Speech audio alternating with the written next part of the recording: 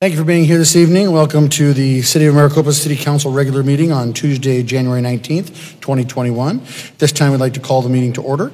We'd like to have an invocation lead us off by Stake President Robert Vyrock from the Maricopa, Arizona Stake of the Church of Jesus Christ of Latter-day Saints. After which we'd be honored to have the Pledge of Allegiance given to us or led by Councilmember Vince Manfredi. So if you'd please rise.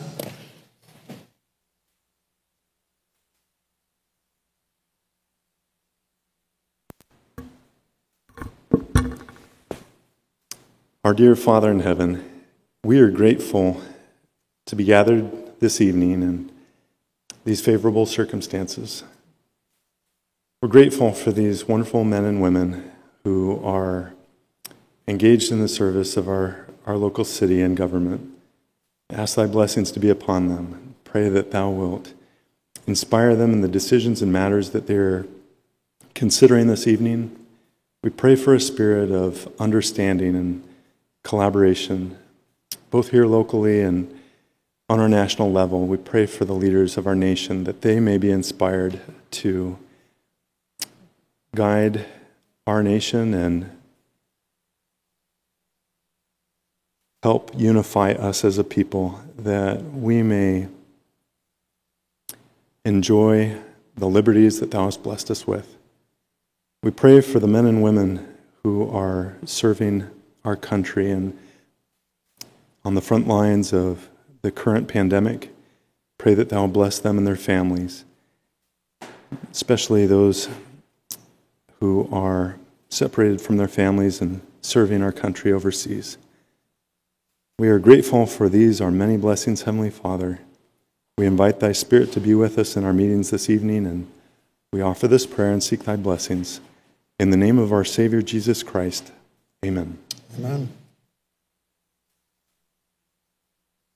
Pledge allegiance to the flag of the United States of America and to the republic for which it stands, one nation, under God.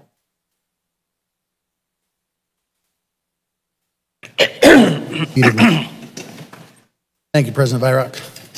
Appreciate it. Now take us to roll call, please. Councilmember Learman. Here. Councilmember Manfredi. Here. Councilmember Marsh. Here. Councilmember Vitiello. Councilmember Wade. Here. Vice Mayor Smith. Mayor Price. Here. Mr. Mayor, we have a quorum. Great, thank you. We have nothing under proclamations, acknowledgements, awards this time. We have the report from the mayor, which I also turn to the city council members. Council, anything you'd like to report at this time? Vice Mayor. Hi, I just wanted to talk a little bit about the Pinnell Partnership Economic Development Committee meeting that we had today. It's really fun to see how through a period of COVID that the cities are really enduring very well, and a lot of projects going on in a lot of cities across Pinnell County, and I was really happy and thrilled to be able to share information about our library and the progress of our hotel and our apartment buildings and Australia Gin, but really excited to share about our strategy session and our forward thinking and a lot of the great ideas that we have in the city of Maricopa. And I shared with them an invitation that once we get through this COVID, that they come and check out some of the things, and I'd be happy to give them a tour and happy to show them all the wonderful things that's going on in Maricopa. So they seemed excited about that opportunity when we're all ready and prepared to do that. So thanks. Thank you, Vice Mayor. Anyone else this time? Councilmember Vitiello. So back when the Exceptional Health had their grand opening or ribbon cutting, Nancy asked a great question about Medicaid, Medicare, and some other insurances. So I had spoken with the CEO actually last week, and the progress on that is amazing. I mean, again, he can't confirm 100%, but he has said that they will have it, and they're pushing hard. And of course, they have to fill out all the applications, same with access and everything else that's going on insurance-wise.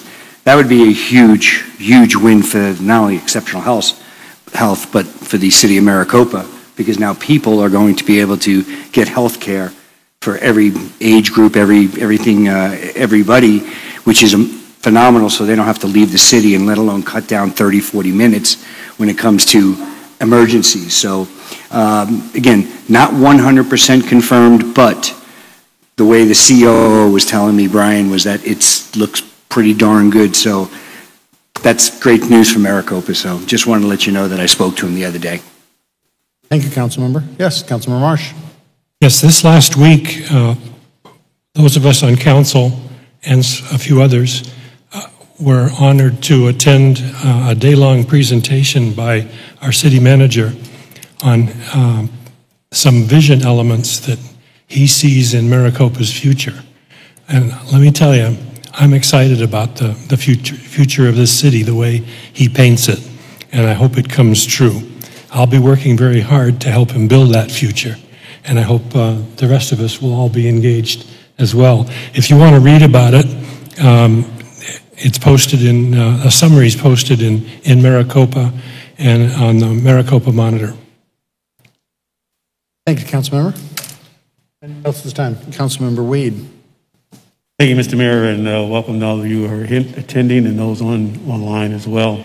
I think we would be remiss if we didn't recognize that tomorrow morning our country is going to have a peaceful transfer of power in D.C., and I think that it's to note that it will be a peaceful transfer. And I think that we look forward to transitioning and look forward to good things that will come from that as well. So tomorrow morning at 12 o'clock, D.C. Thank you. Thank you very much. Councilman, ready. Henry stole my stuff there. Tomorrow we have what happens in this country for hundreds of years. It's a nice peaceful transfer of power. New people are gonna take over. We're gonna see what happens in the country. I never hope for anyone to fail, so hopefully everything goes well and things happen right. We had a great meeting with the city manager and staff last week. One of the parts of the meeting was really great is we walked across the street here and we got to tour the new library. And I got to say, Nathan's doing a horrible job with that. I got to say, the library is coming out beautiful. And there's dominoes to the library that most people understand, but maybe not everyone does. Once that library opens, it opens up the old library for our new senior center or whatever we're going to name it or call it. And of course, where the VFW is now, we'll move over there to the old library. And the old library then becomes the Maricopa Historical Society's center, where they'll do things there, events, and put stuff up there for display.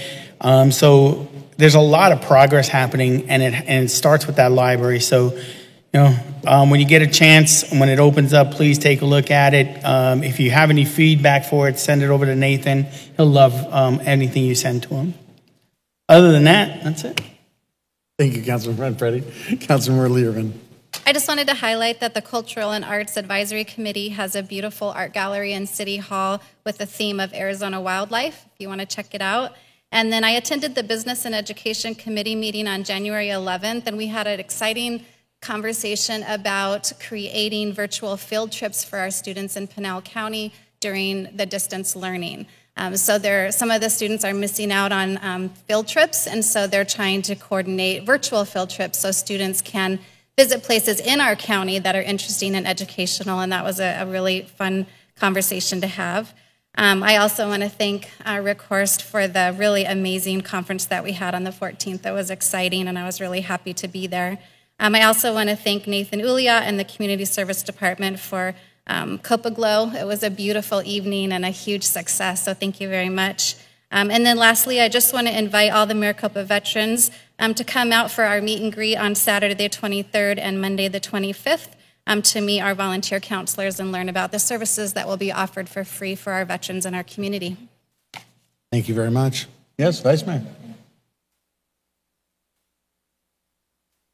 Just one more point of reference. I've been working with our county supervisor, Jeff McClure, to better understand how Pinal County is doing in getting out the COVID vaccination within Pinal County. And I also invited him to come and speak at City Council. Hopefully we'll be able to get him to do that so questions can be asked and we can better understand what's going on. But I think it's important to note that what's happening in Pinal County is actually a good news story from the perspective of the allocations that they have received have been out and administered. And unfortunately, it's hard because they each week ask for new allocations, and the allocations are smaller and smaller because of the availability, and Pinal County just keeps meeting the ability to get those out and administered. So it's a success story within Pinal County. The availability is where we're having some of the problems, and he assured me that the county supervisors are working hard to make sure that our allocations are fairly distributed to Pinal County from the state level or the federal level, whoever they're coming from. But I think that's important, and people are just trying so hard to get an appointment. And I know that most of you are probably aware of the fact that the 400 allocations that the city is helping with in terms of just setting up the schedule went in 20 minutes. So, I mean, they were here and gone that fast. People are so eager to have the shot. And so I think it's a success story to some degree in Pinal County. I'm very proud of the fact that they've gotten those administered as we have them.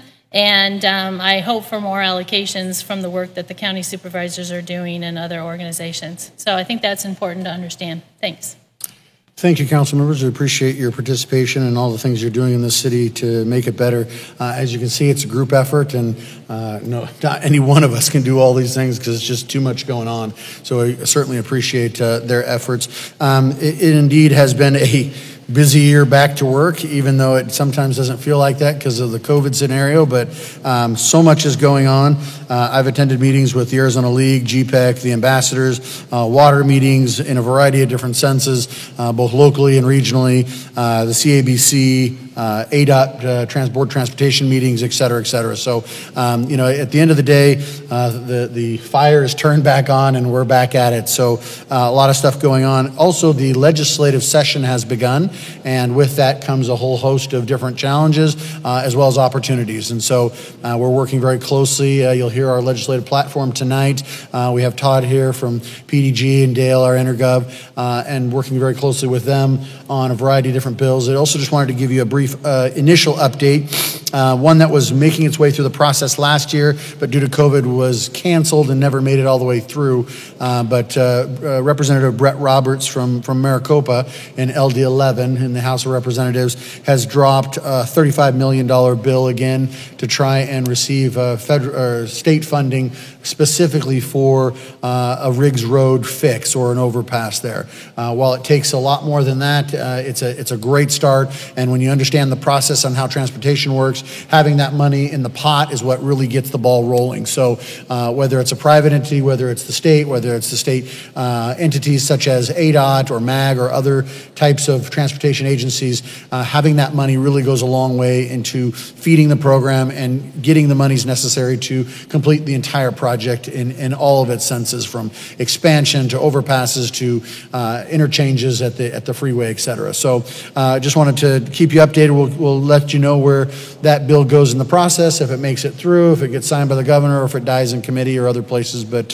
certainly wanted to let you know of those things that are transpiring. So with that, I think everybody else has hit it on the head. I also wanted to echo my thanks to the staff for the Copa Glow that was put on this past weekend. Obviously, a lot of chatter out there about, the pandemic and safety issues. One of the things I think that's really, really important is that, in leadership, you never anticipate that you're going to go through certain things. And when you do, it's sometimes it's a surprise. And that comes with the territory of the job sometimes. You got to be ready for it. But one of the things that was often said was that kind of bothered me was the fact that I think that people often think that we're very myopic. And, that's okay. That's an understanding. But I would just say to the contrary. One of the things that we have to do, and Ms. Tori Anderson's in the audience tonight, and she'll, obviously has a lot of great things to inform us about. But one of the things she understands is helping people from a different angle. Especially those that have been neglected or abused or injured in other ways. And I think that one of the things that we often forget in this pandemic, while it's very easy to focus on the immediacy and the fear tactics and the isolation, and that's a great thing in order to help keep us healthy, it's also something that causes other problems that we often don't think about. And with that, we have seen increased suicides, increased child neglect, child abuse, extensive amounts of domestic violence, sex trafficking, depression, anxiety. The list goes on. And one of the things I think we fail to forget is that those types of issues will often last long beyond when this pandemic is gone. Some of those scars last a lifetime.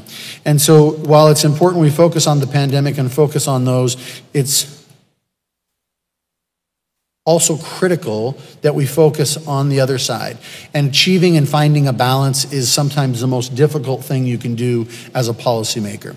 And so I just wanted to offer my thanks to our Community Services Department. They brought the idea to the City Council. City Council agreed with it.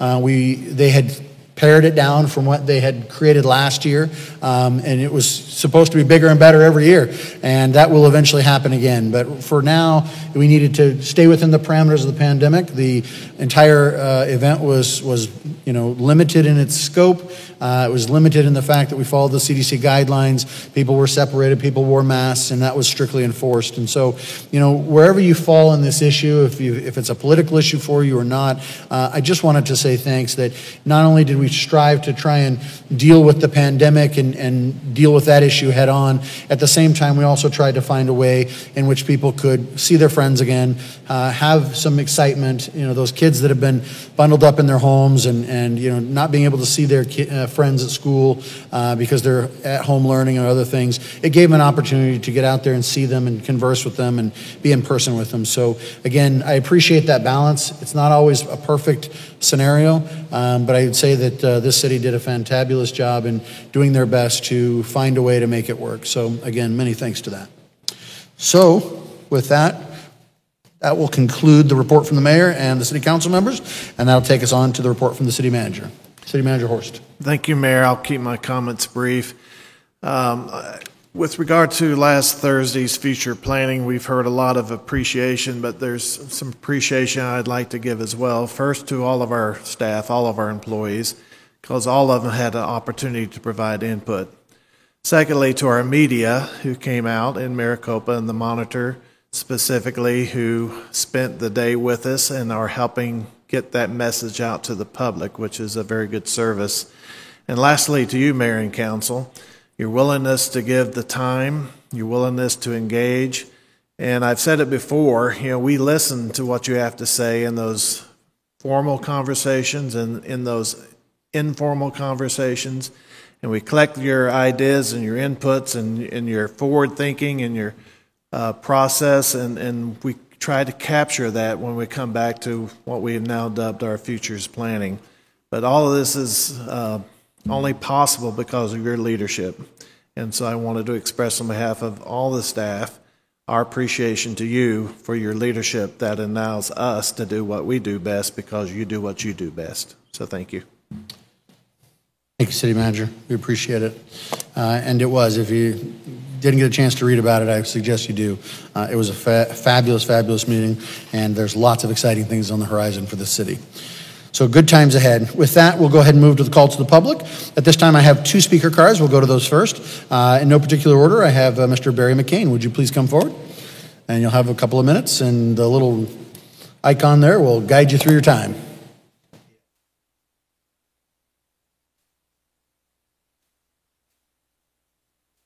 Barry, would you hit that button should be right on the mic console? Right there, it should turn green. Okay. Thank you. There you go. Yes. I appreciate that each one has been talking about how important this country is. But anyway, my name is Barry McCain from Arizona City. I look forward to help the mayor and with my projects going and being at the Capitol to do anything I can for you. Having said that, like I said, Happy New Year to everyone. Starting out with a bang. But the fact is this, after 5 missions with Muammar Gaddafi and against watching Anwar Sadat assassinated, I returned here, my home, in 1981, both disgusted and very angry. But when I looked into my my children, my poor little 2 black babies, I knew that I, like my dad and my grandpa McCain, had to work and fight to get my humanity back. It's important because what Dr. Dr. King talked about, I have a dream speech. In order to do that, we just can't be angry. We have to be able to be balanced. So I had to work very hard for that. When I'm talking about the Middle East, in Vietnam, COVID-19, or what transpired in January 6th of 2021, in Vietnam, they told me that I should remember my training and never panic.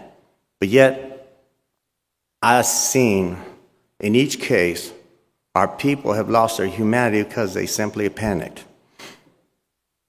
We must be accountable, each of us, for ourselves in order to protect ourselves and this country. I know that, as President Reagan said, here we go again, and that's no different this year. But President John F. Kennedy said that we should never be afraid to negotiate, but never negotiate out of fear. Fear has been running things from 2021. I'm hoping that we'll overcome that, because what makes America great is people, empathy, and free speech. But what makes America strong and sustainable is unity, diversity, and leadership. Thank you. Thank you, Barry. Appreciate it. This time, I have another speaker card for Ms. Tori Anderson.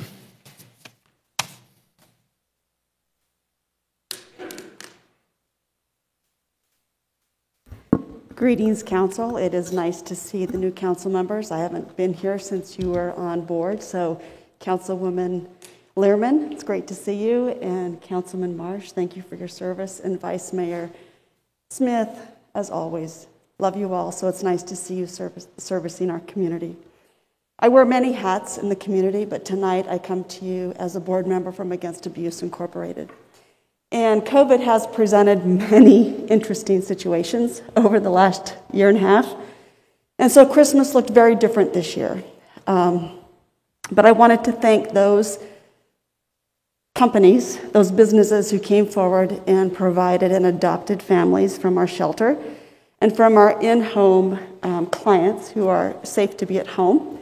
So I wanted to give a shout out to them and say thank you. And so Ace Hardware, William Gonzalez, along with Golden Sword Services, which is Robert and Maria Felix.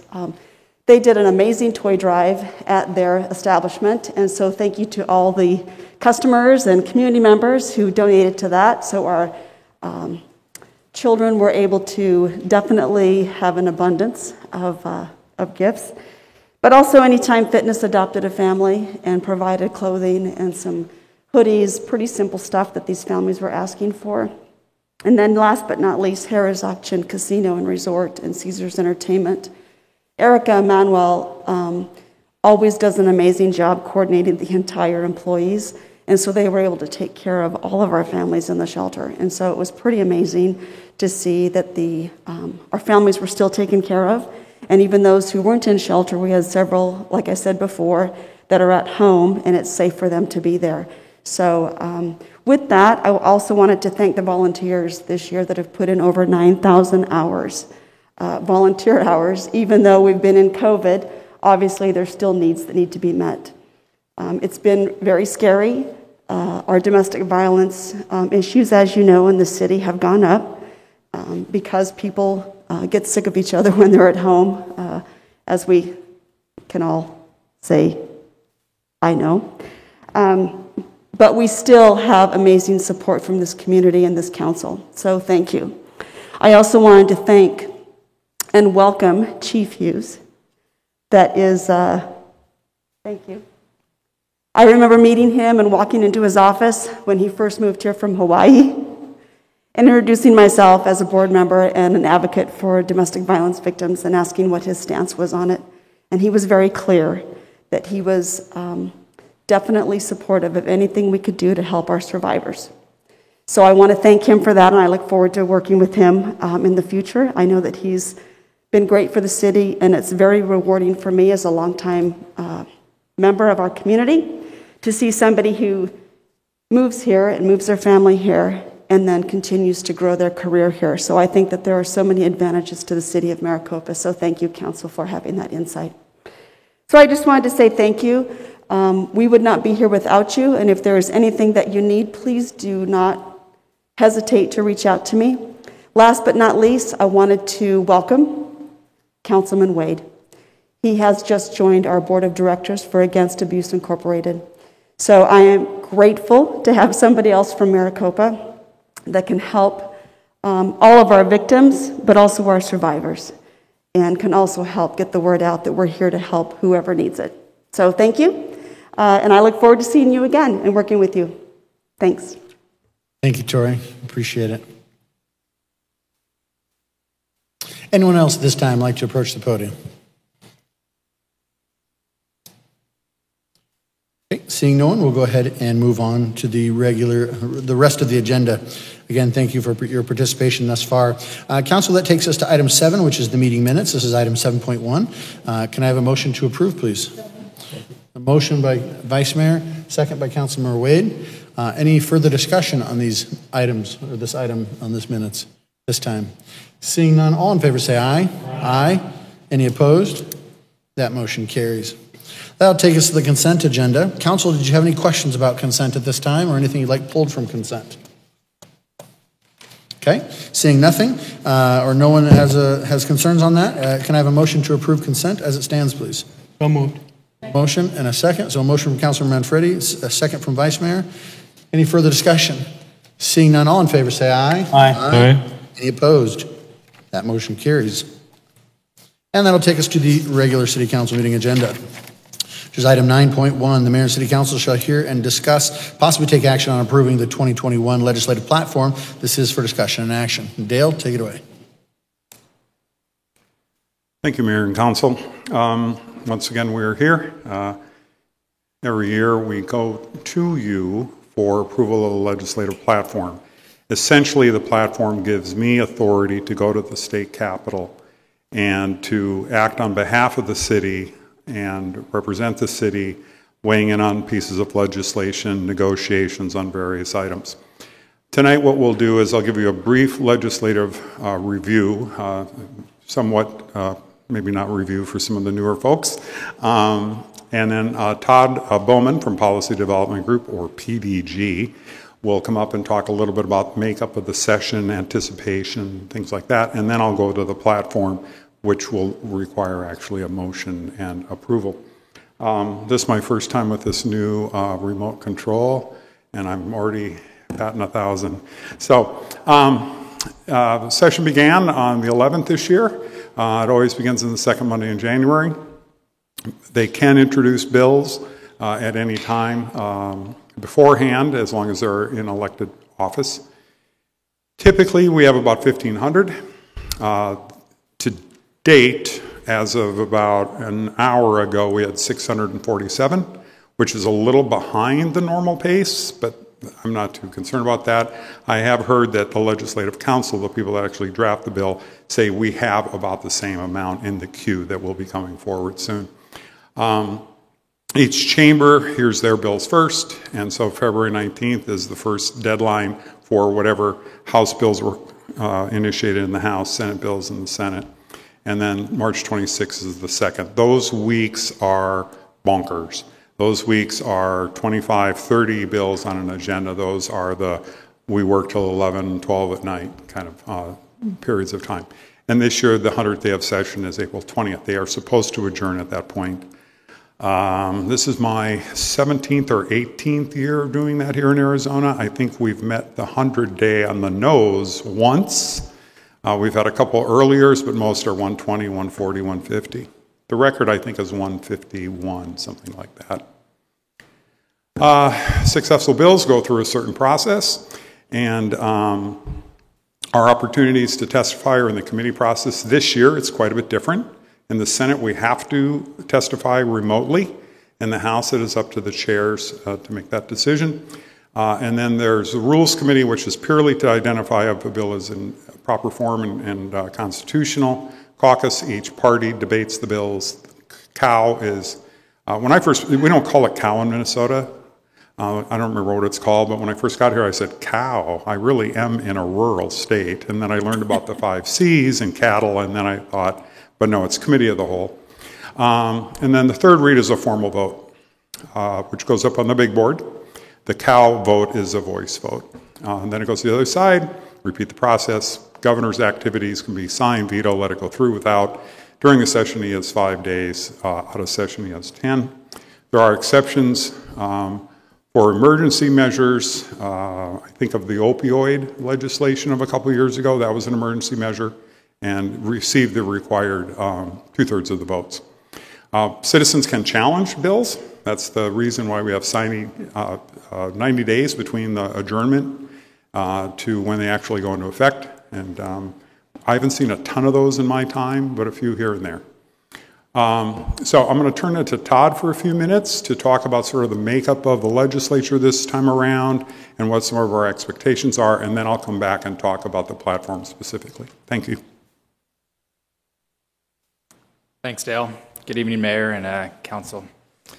First off, congratulations, and good to be before you, Councilwoman Learman and Councilman Marsh. I know we chatted on Zoom, but good to be here in person. I'll give a little color commentary, I guess, to kind of what Dale did for the overview. That was a good overview. The makeup of the legislature this year is pretty tight, as some of you probably know. It's as tight as it can get in the House and the Senate. GOP control in both chambers, but 31-29 in the House and 16-14 in the Senate. So what that means is it's a one bill or one person, if it's a party line vote, if one person's vote votes no or isn't there, it's going to fail. And that would be difficult and tight in normal years, and we know this is not a normal year. With COVID still kind of running rampant throughout our state, there's really some question as to whether we're going to get through a session. I hesitate to use the word normal because there's never a normal session. They're always different. But this year, I think, everybody's kind of waiting to see if one member gets COVID, does that shut down the legislature for a couple weeks?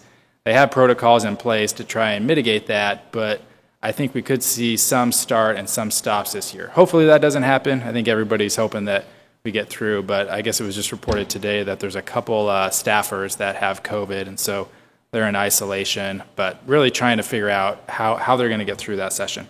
Leadership is the same on the Republican side in the House and the Senate, and that's noteworthy, especially for us. Your mayor has had several good conversations with leadership in both the House and the Senate President and the Speaker, so those relationships that we've built over the last several years will continue, so that's a good thing. Starting out, the legislature is really going to work on bills predominantly that died on the vine last year. So last year when COVID hit, everybody, everything was going along normal, greatest economy, and then all of a sudden COVID hit, and a lot of bills that had support to pass through and would have been passed by the legislature and signed into law failed to pass, not because they didn't have the votes, just because we had to cut sessions short. So a lot of those bills have started back up again. So those are a lot of the bills that you're seeing moving now. The budget, the governor came out with his executive budget on Friday, and that's basically, he does that every year on the Friday after the first week of session, and he says, these are my priorities, this is what I'd like to see. And really that seems to kind of be the starting point for the legislature to say, what do we want to fund and how do we want to change that? And that's what the legislature went through this week, went through today.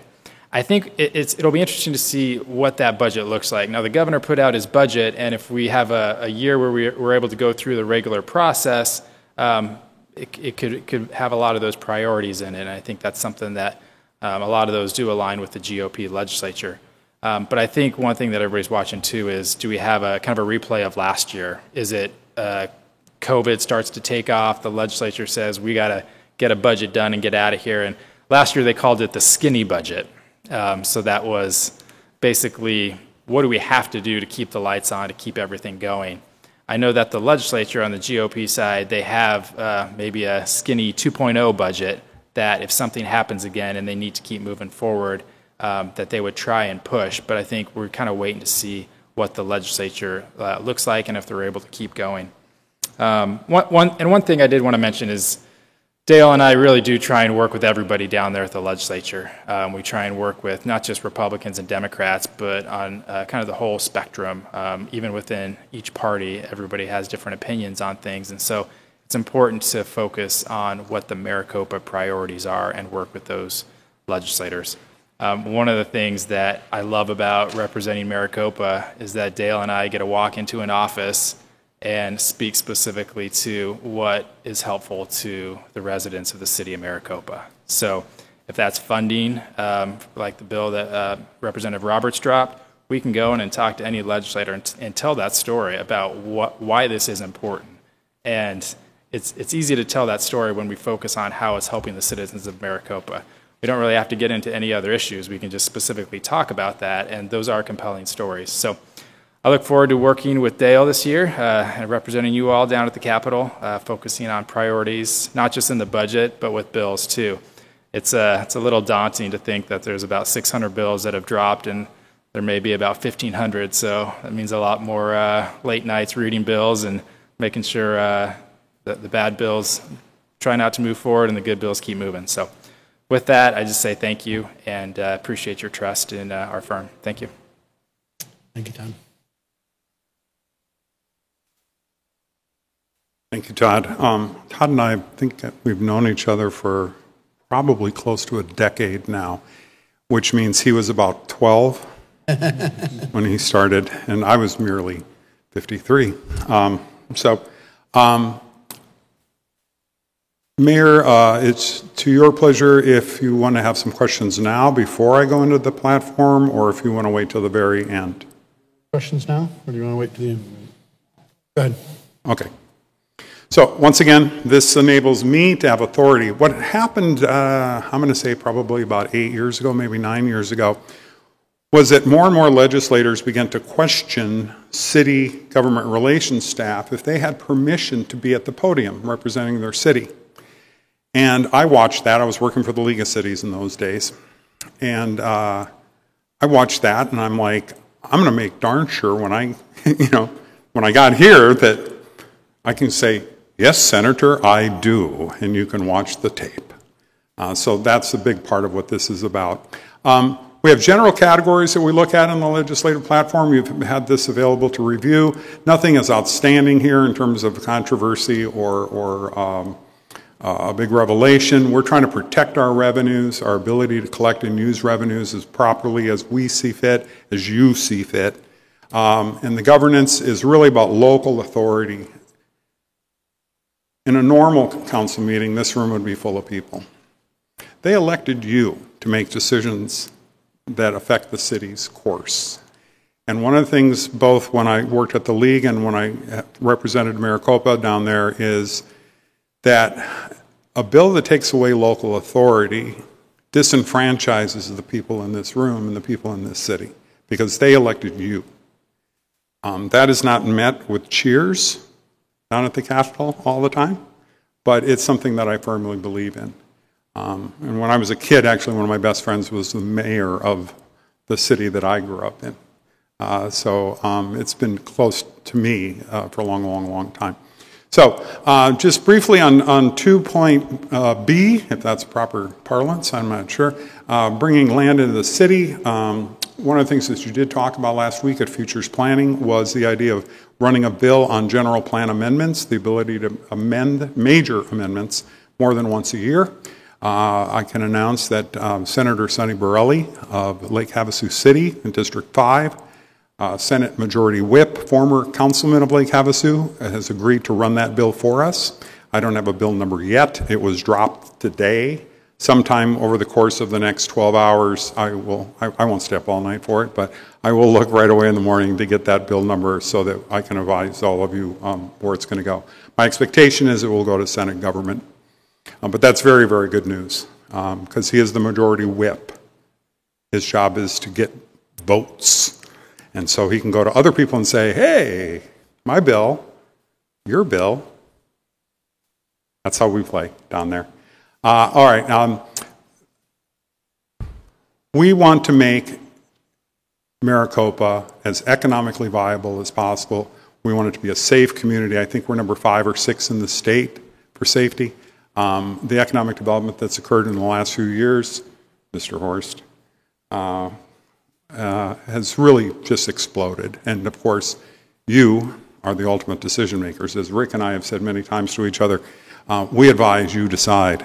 And those decisions are going well. We'd like to keep it going. Kind of don't get in our way, and we'll do just fine, I think is my credo here. And then specifically, there's things related to, I'll get in some other staff suggestions in a while here, but we've been behind the 8 ball, not on our fault. It's a state, regional decisions related to 911 funding. We're trying to get that back up to where we are funded fully, and that we don't have to expend general fund dollars like we have been historically. And infrastructure, we need infrastructure. A $35 million bill that Representative Roberts has dropped is one part of that formula. We need a massive infrastructure process in this state. We're woefully behind in our ADOT maintenance schedule and new construction schedule. And so we want to see the advancement of infrastructure development. Also, one of the things that's occurred a lot in the last couple of years is our participation in water discussions. There are very active groups in Pinal County that are seeking to improve our water situation here. Mayor and I participate in those frequently. I think we're going to have other members now be a part of that as well. And we all know that without water, we can't really go very far. You met Todd Bowman. This is the 5th year of this relationship officially, but again, I could not do what I do without Todd. He gets me indoors I can't get into. And most of you know me pretty well. I'm relatively calm, but I'm also still a Taurus. And so I sometimes want to charge forward. And Todd's a good, let's think about that for a minute. And so we're a really good team. All right, federally speaking, we have a contract with Nexus Consulting. This is the 11th year of this contract. Bob Holmes, who was a former staffer for J.D. Hayworth, if some of you remember him, and Anna Ma was a former staffer of Raul Grijalva. So we have the entire spectrum covered in Washington, D.C. between those two folks. Hardworking people help us in D.C. tremendously. Call them, we can call them anytime, talk to them, get the latest and greatest, or sometimes not greatest news, whatever it may be. Typically, we would be going to Washington in March. This year is not typical. We're not going to go.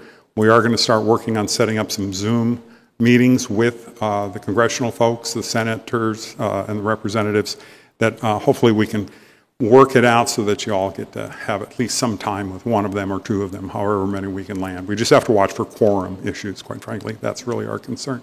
But infrastructure, our appropriate share of federal aid programs, if there is more COVID relief, which it sounds like there's going to be. And then the advisement, so through Bob and Anna primarily, but there's still opportunities. Congressman O'Halloran has visited with us several times over the last few years. Mayor, I know, had a phone call with Senator Kelly. We've had several interactions with Senator Sinema and her staff related to COVID issues.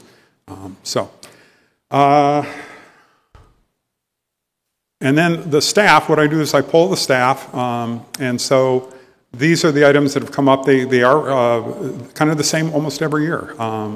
Now, the annexation procedures one, if you look at this general fund amendment issue, that also can sort of lead into some of that arena. And then law enforcement and community services represented as well. There are, out of the 1,600 bills that are going to go out this year, we're going to find something to fit into every single one of these categories. Whether or not we weigh in and how strongly weigh in is the question, quite frankly. And if I get stumped, I will come to you and ask for your direction, or Rick, or city staff who have expertise where I don't necessarily have it. So, okay. So, Just for your edification, these are some different resources that you can avail yourselves to. At any time, if you would like to learn how to access some of these a little more efficiently, let me know. I can do that. We do have a request to speak system down at the state capitol where you register your account, and then you can register on bills. And if you're going to represent the city of Maricopa, we'd like to have a consensus opinion, I think. But as an individual, you have a right as well. And there are councilmen and women around the state that register differently than their cities, which makes my job uncomfortable, but so be it. I'm okay. With that, any questions about any of the things Todd and I just talked about before we actually go to vote on the platform? Council, questions at this time? I know you're all pretty familiar with Dale and Todd and Bob, and again, we have 2 new council members, but they've been caught up and have been following along and been active on committees and things for a long time. So certainly the rest of you are very aware of all the things that we do down at the legislature and how active we are in the league and everything else. So any other questions? Councilman Manfredi. Dale, thanks for your presentation today, and Todd. One of the questions I guess it's a question. With the, what is it, HB 2086, which is Brett's bill, that he dropped, and I think Vince is dropping it in the Senate, so concurrently, I believe it's going to be dropped, whatever, I don't know. But with that bill, that's the $35 million for the 347 overpass. How can the people of the city of Maricopa express their desire for that bill to pass? Very good question, Councilman Manfredi, Mayor and Council. So if they do have a request to speak account already, then they can weigh in on the bill number itself. If they do not, they can write to their representatives, the senators. Quite frankly, they can write to anybody they want that is an elected official down there and encourage that bill to pass. I think something we can do as a city to put that information out there so people have it? We can certainly do that through one of the newsletters. Yes, absolutely, absolutely. Now, just a little budget process here. The governor's proposal came out Friday. That's I don't even want to call it a blueprint. It's a sketch. And one of the things he put in there was individual income tax cuts of various hundreds of millions over time, which would affect us as well. A few $100,000 one year, $500,000 one year, $800,000 another year. But budget matters, money bills that don't come from the executive necessarily branch of government, if they come from individual legislators, will go into the box. These are all terms they use down there. And Senator Leach actually today during the governor's presentation on the executive budget told the director of the Office of Strategic Planning and Budget for the governor, Matt Grass, "We'll see you in the cage," which is how they refer to when they go into budget negotiations. So $35 million goes into the box, and $5 million from something else, and $10 million from, and then they start going, okay, we have this much discretionary money. We have to fund all this other stuff by law. We have this much discretionary money. We'll give this one $10 million instead of 35. We'll give this one 1. We'll give this, and so they parry and negotiate with each other. Sometimes that's why we're in session 140 and 150 days. We are pretty well positioned as a state financially right now. We have $1 billion in the rainy day fund. He's still got $300 or $400 million in CARES Act money, and I think our budget surplus is projected to be about 250 or 300. Yeah, somewhere in that neighborhood. So we have money right now. Right. So the goal then is to push for it as hard as we can. Hope we get $5 million to start the study for the overpass or whatever we get from it, right? 35 million is pie in the sky. I doubt we get it, but if we can get something that starts the study for it, and then we can get more next year after that. Hopefully 4 or 5 years from now we have an overpass over the 347 for Riggs Road. That's what we're used to anyway. That's just how I buy a car. Yeah. The other thing I was going to ask you is the CARES Act. The CARES Act is, so what is it? How much is available to the state right now? Yeah. About 340, I think, somewhere in there. Million. What's up?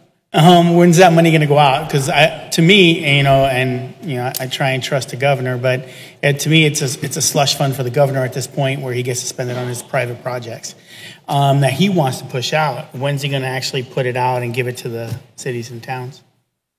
Mayor, Councilman Manfredi, Council. Between us. Esteemed friends and people viewing from home. I have no idea.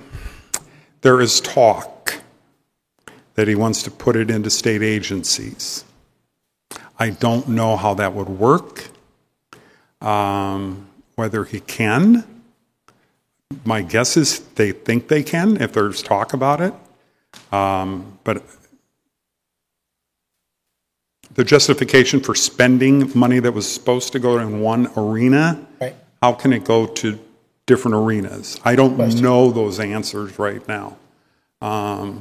It's my question, I've asked it of many people, is the money that was meant for CARES Act is meant for a specific reason. It's one-time expenses, get it out, get those expenses taken care of, get those things taken care of. It's not meant for funding whatever a library. that the governor wants to do. Yeah. Not to mention that with the new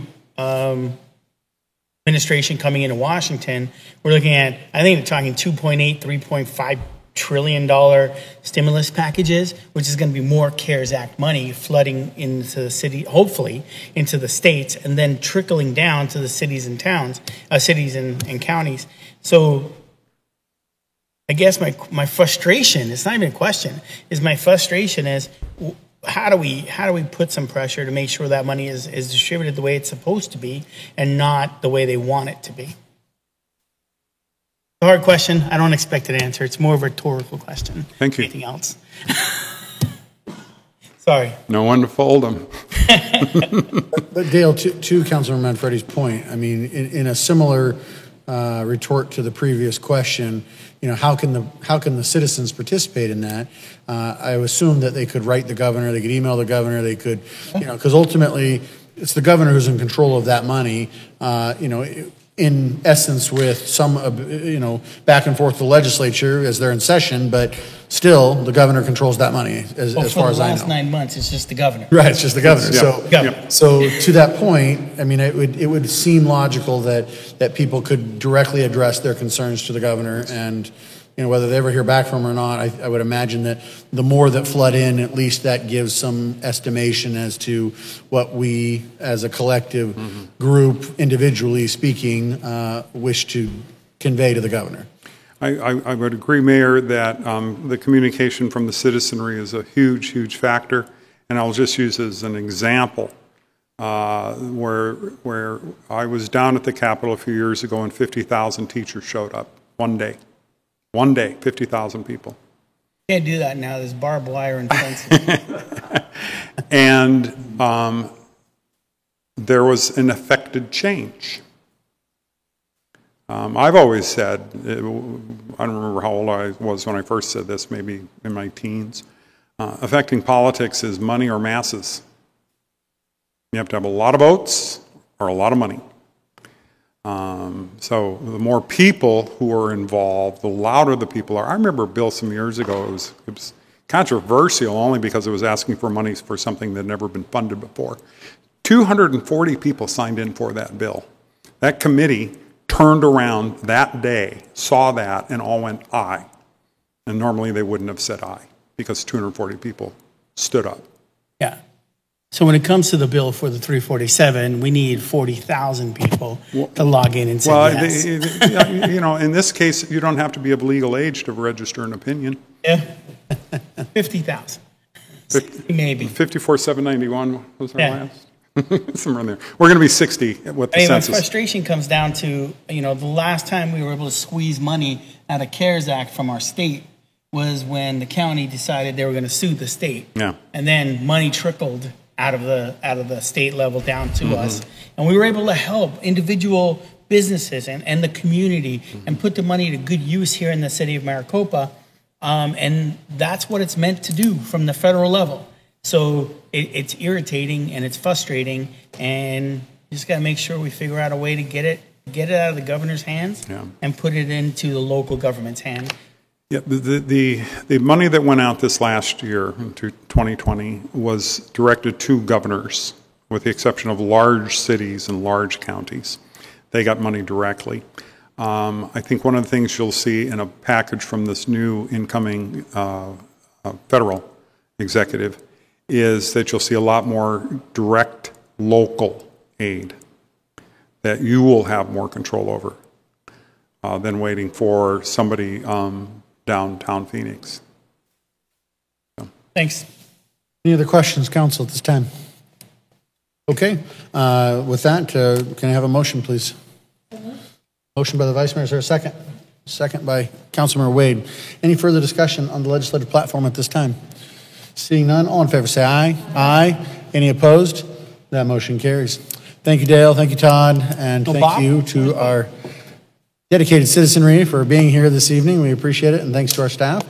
With that, we will go ahead and move to a motion to adjourn, and we'll reconvene in 2 weeks.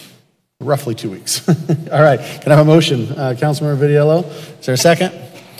Oh, sorry. I got Councilmember Marsh over here. Thank you, and a second. So all in favor say aye. Aye. Any opposed? Motion carries. We'll see you in 2 weeks.